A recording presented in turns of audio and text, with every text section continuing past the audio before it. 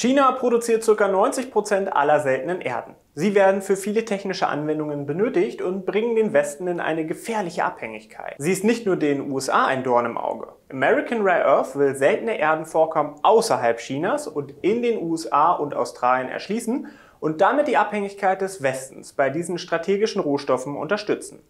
Und daher habe ich heute einen ganz besonderen Gast, nämlich Chris Gibbs von American Rare Earth. Eine Basic-Vorstellung der Projekte hat uns Chris bereits im letzten Interview gegeben. Heute soll es vor allem um die neuesten News-Ergebnisse und das Potenzial dieser Projekte gehen. Chris, it's very good to have you. Thank you very much for your time. And I've just seen your latest news release about Halit Creek. Wow, what a news release, I have to admit. And you just finished your exploration program on Halit Creek. And it seems like Halit Creek has the potential to become one of the largest rare earth projects in the US. What does it mean for you, for the shareholders, and for the company? And what do you think, when can we expect the first resource on Halit Creek? Give us a little bit of an update about the project, please. Okay, thanks, Jan. It's a pleasure to be with you today. And no, we're extremely excited regarding Halit Creek. This project the company picked up just over a year ago, and it's in Wyoming. Yeah, fantastic mining jurisdiction. The infrastructure around this project is exceptional. And it's in a great location and close to communities, and it's a great location. And we've got a significant land holding there. In fact, over 6,000 acres, and we've been adding to the respective claims at this location.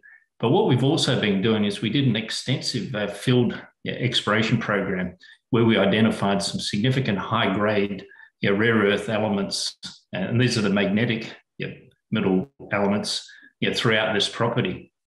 And so earlier this year, we just completed our maiden drill campaign where we put in essentially, first off, 9 holes down to 100 meters. And the thing that we are wanting to prove out is, does this hold together at depth? And are we going to see the same consistency of these high-grade rare earths through this deposit? And we're pleased to actually announce, and we recently put out 2 press releases where we have had some outstanding drill results at this location, and we're extremely excited with what this means. The core has held together all the way through at depth. This deposit is still open at depth and laterally. And some outstanding grades for us. So these drill results, we couldn't have been more pleased. So what it means right now is that we've actually already commenced preparing for our resource drill campaign, and that means putting in place our permitting to do this further exploration drilling, and pulling together the team and the resources to get onto the ground so that we can actually define a significant JORC resource at this location. Now, the other piece that we're also doing is our initial exploration targets for this location, which were just under a 500 million tonne. We will be updating those, and because we were fairly conservative in regards to those exploration targets. And so we'll be updating those very shortly and putting out additional information in regards to this soon. So we're very keen to get in there and do more drilling for this major project, which we believe has the potential to be one of the largest rare earth projects in the United States. All right, thank you. That sounds exciting. Just a real quick question about the resource campaign. Can you give us a little bit of a time frame? How long will it take until you set everything up, you get the permits, and you get a first resource on the project? Is there like a time frame you can name? Yeah, in terms of the time frame we're looking at here is that we are hoping to be drilling around August, September this year, and complete that drilling in around January at the latest. And the challenge in this market, though, is there's a lot of people that want to do drilling. So our real challenge is actually getting the drill results back from the assay labs. Last time around, that took us about 12 weeks, which is fairly, it's a long period of time to get those assay results back. So it is a little bit dependent on other folks but we're hoping to be coming out in Q1 of next year with a JORC, a significant JORC resource, in fact, for the Halit Creek project. So that's the time frame we're looking at. Yeah. Sounds good. Looking forward to that. Das Halit Creek Projekt in Wyoming hat eine hervorragende Infrastruktur, wie wir bereits in den gezeigten Aufnahmen sehen konnten. Hier wurden erst vor kurzem die Bohrkampagne beendet, welche hervorragende Ergebnisse lieferte und nochmals das wirklich gewaltige Potenzial dieses Projekts aufzeigt. Die Ergebnisse zeigen, dass das Vorkommen von seltenen Erden im Boden über eine Länge im Boden zusammenhält und bestätigt somit zuvor angenommene Annahmen.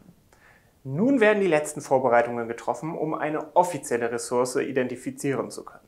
Und auf meine Nachfrage zu einem möglichen Zeitraum dafür sagte Chris, dass die Bohrungen wohl im August und September starten werden und bis zum Januar andauern könnten.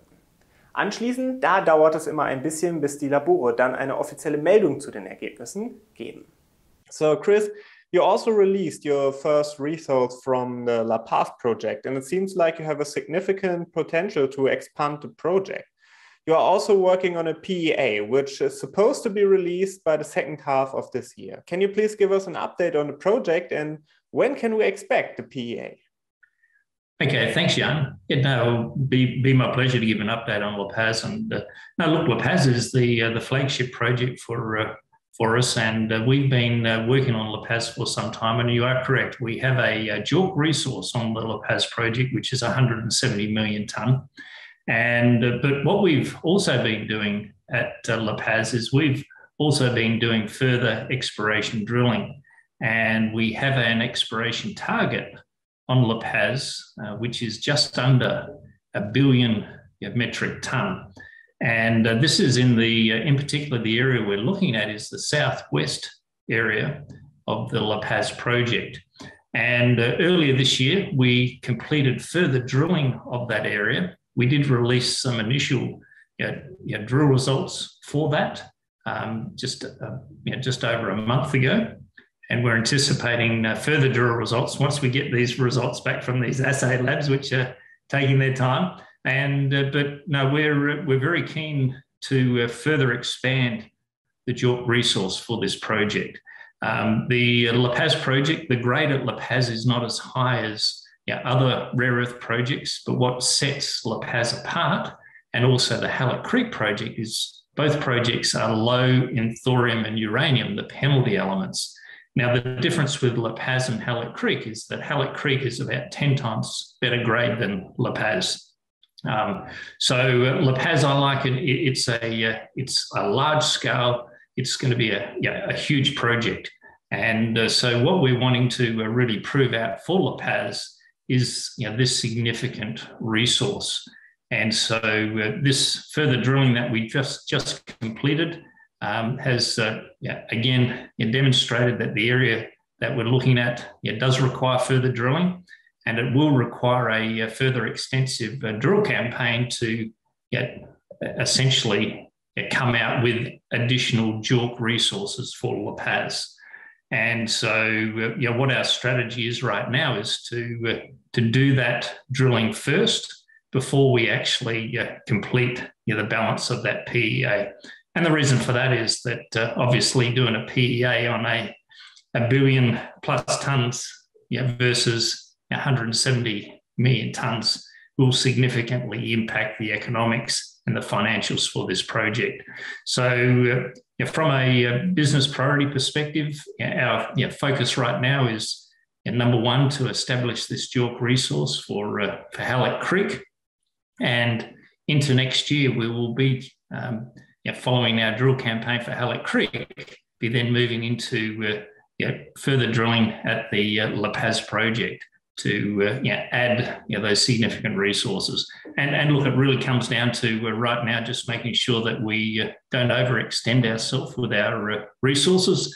And we've got a limited number of people that we can actually get things done. So right now our focus is to get the JORC resource for Halit Creek, and then we'll be continuing on with our work with La Paz. But for La Paz, we're anticipating these additional assay results back very shortly.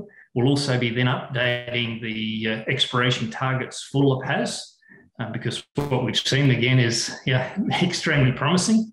And then also going into getting our drill permits and also finalising our plans and setting up the resources to conduct that further drilling, so we can add a significant JORC resource addition to the La Paz project.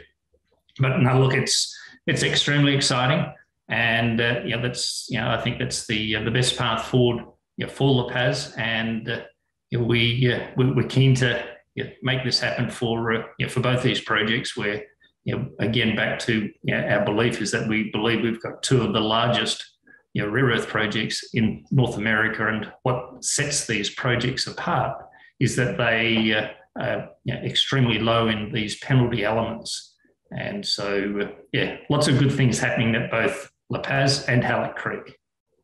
Absolutely. So the PEA is still on your list, but the priority is not that high because you think you can create better shareholder value with other activities at the moment.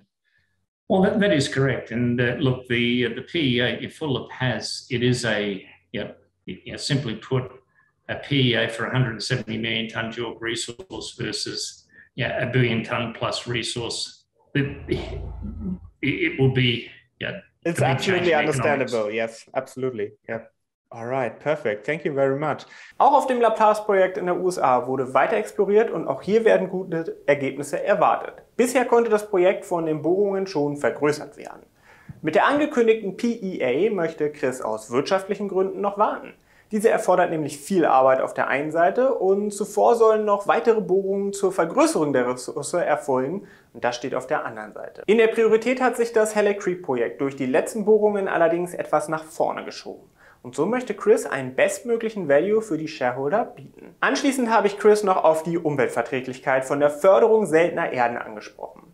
Das ist bekanntermaßen nicht zwingend ein umweltfreundlicher Prozess. Dennoch aber benötigen wir seltene Erden, um anschließend eben umweltfreundlichere Technologie herzustellen. Beispielsweise werden diese in jedem Hightech-Produkt benötigt, also zum Beispiel unserem Smartphone, aber, und das ist eben ganz besonders wichtig, auch in beispielsweise Windkraftanlagen und bei dem Bau von Solaranlagen werden seltene Erden gebraucht.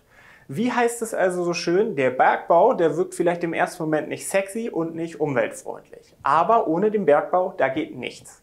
Und American Rare Earth arbeitet daran, ein Vorreiter auf dem Gebiet zu sein und beteiligt sich an Forschungsprojekten, um den Abbau und die Produktion dieser wichtigen Rohstoffe eben grüner zu machen. We went to Germany's biggest investor fair in Stuttgart and we also presented American Rare Earth.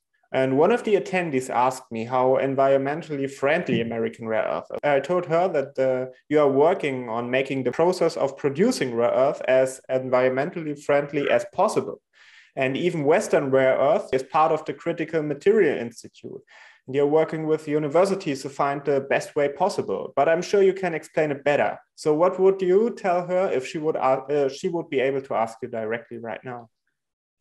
Yeah, and you've done a great job explaining that. Okay.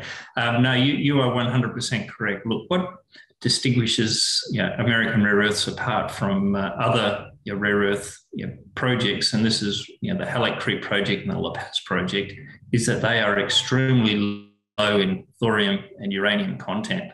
And we're also partnering with various research institutes. And as you mentioned, we're a member of the Critical Materials Institute, one of only a couple of companies in this space, ourselves and Rio Tinto, that are actual members. And that gives us access to some of the technology, but we're also partnering with the research groups that are looking for cleaner and greener ways of processing rare earths. And you would have seen also the press release that we recently put out with regards to funding that has been approved for essentially looking at bio mining, which is clean and green mining technology that is being researched. So look, we can, with our projects, use conventional technology. However, we're also partnering with the research bodies that are looking at new and better ways to mine these and process rare earths in a sustainable manner. And look, the other piece when it comes to the environment from a sustainability perspective, the end products that this all goes towards is being driven by the need to create a cleaner and greener environment. And for me personally, this is what inspires me, is that it's all about creating and securing our future, not just for our children, but for our children's sake. The planet and creating a carbon neutral society is key. And so, but to do that, we all still want the energy. And so the energy, the toys, the requirements for modern day society requires rare earth and critical materials. And so it's one of the biggest problems is how do you get these rare earths and critical materials to support this green environment or the green revolution?